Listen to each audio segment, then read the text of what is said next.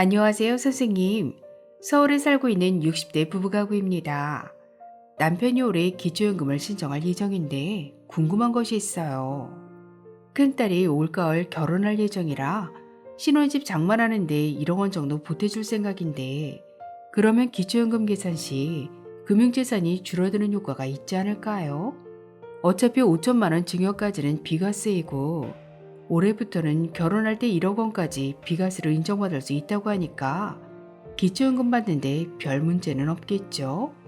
그리고 정기예금, 주식, 보험도 조금씩 갖고 있는데 이것들이 기초연금 계산할 때 어떻게 적용되는지도 궁금하고 아무튼 기초연금을 깎이지 않고 모두 받을 수 있었으면 좋겠습니다.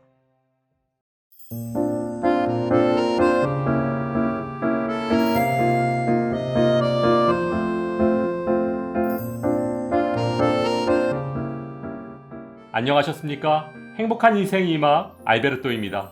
오늘은 2024년 기초연금 53만원을 감액 없이 모두 받기 위해 반드시 알고 계셔야 할 금융재산 관리비법을 아주 쉽게 설명해 드리겠습니다.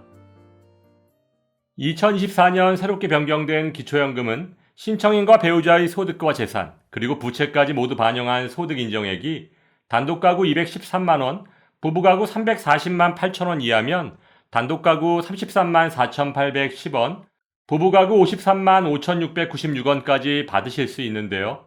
지금부터 기초연금을 감액 없이 모두 받기 위해 가장 중요한 금융재산의 적용 범위와 적용 방법에 대해 설명해 드리겠습니다. 금융재산 첫 번째는 저축성 예금입니다. 저축성 예금이란 정기예금, 정기적금, 정기저축 등을 말하며 기초연금 신청 조사 당시의 잔액 또는 총 납입액을 기준으로 금융재산에 반영됩니다. 그렇다면 정기예금, 정기적금 등에서 발생하는 이자 소득은 언제 어떤 방법으로 기초연금에 반영될까요? 이자 소득은 이자를 받은 달이 속한 해의 다음 해 4월 기초연금에 반영됩니다. 예를 들어 2024년 2월 1일 1년 만기 정기예금의 이자 소득으로 100만 원을 받으셨다면 다음 해인 2025년 4월부터 기초연금의 소득 인정액에 반영됩니다. 금융재산 두 번째는 요구불 예금입니다.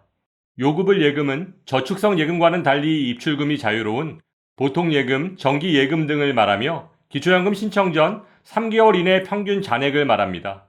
여기서 어르신들께서 궁금해하시는 내용 한 가지. 기초연금 신청 전 은행에 현금을 찾거나 자녀 통장으로 이체하면 금융재산이 줄어들어서 기초연금에 유리하지 않을까요? 정답은 X입니다. 2024년 현재 기초연금은 2011년 7월 1일 이후 발생한 재산의 변동분에 대해서 증빙자료가 없다면 모두 신청인의 금융재산에 반영하고 있습니다. 금융재산 세 번째는 기타 증여재산입니다. 오늘 의뢰인 부부께서 궁금해하시는 자녀에게 지원할 결혼자금은 기초연금의 소득 인정액 산정 시 기타 증여재산에 속하게 되는데요. 2011년 7월 1일 이후 증여한 재산에 대해서는 매달 자연적 소비금액으로 차감한 금액이 0원이 될 때까지 그 잔액만큼을 기초연금의 금융재산에 포함시키고 있습니다. 참고로 단독가구의 경우 자연적 소비금액으로 매달 235만 7천원, 부부가구의 경우는 286만 4천원씩 차감받을 수 있는데요. 예를 들어 기초연금 신청 전에 자녀에게 결혼자금으로 1억 원을 증여했다면 단독가구는 43개월, 부부가구는 35개월이 지나야 증여한 재산이 모두 없어진다는 뜻입니다. 간혹 증여세 납부 유무와 기초연금과의 상관관계에 대해 궁금해하시는 어르신들이 많으신데요. 증여한 재산은 증여세 납부 여부와 상관없이 기초연금 계산 시에는 모두 신청인의 금융재산에 포함됩니다.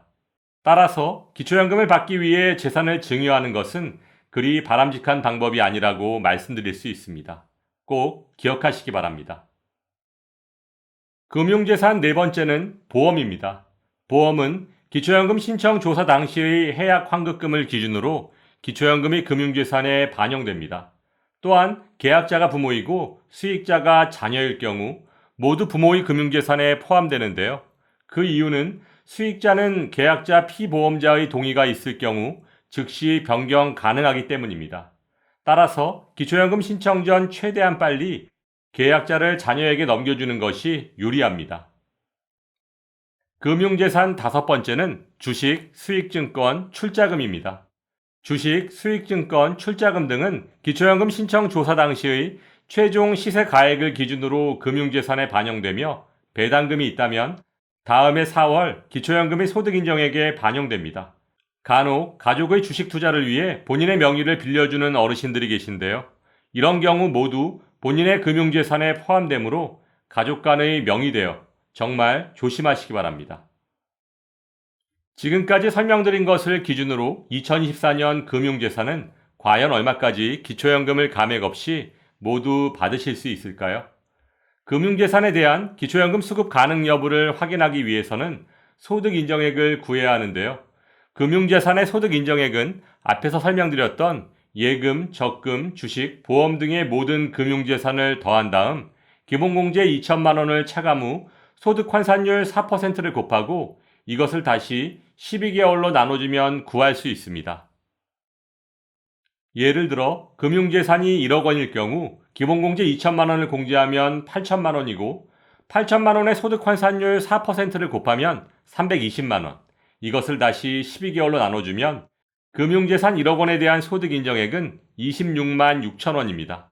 같은 방법으로 계산해보면 금융재산이 2억 원이면 소득인정액은 60만 원, 금융재산 3억 원이면 93만 3천 원, 금융재산 4억 원이면 126만 6천 원, 금융재산이 5억 원이면 소득인정액은 160만 원입니다.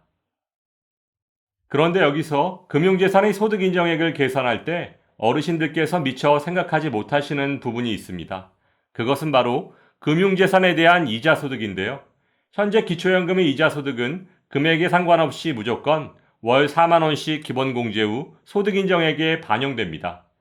2024년 현재 시중은행의 1년 만기 정기예금 이자율이 3.5%라고 가정하면 정기예금 1억 원에 대한 월 이자소득은 29만 1천 원이고 여기에 기본공제 4만 원을 차감하면 25만 1천 원이므로 앞에서 먼저 계산해 두었던 금융재산 1억 원에 대한 소득인정액 26만 6천 원에 이자소득 25만 1천 원을 더하면 51만 7천 원으로 높아지게 되는데요.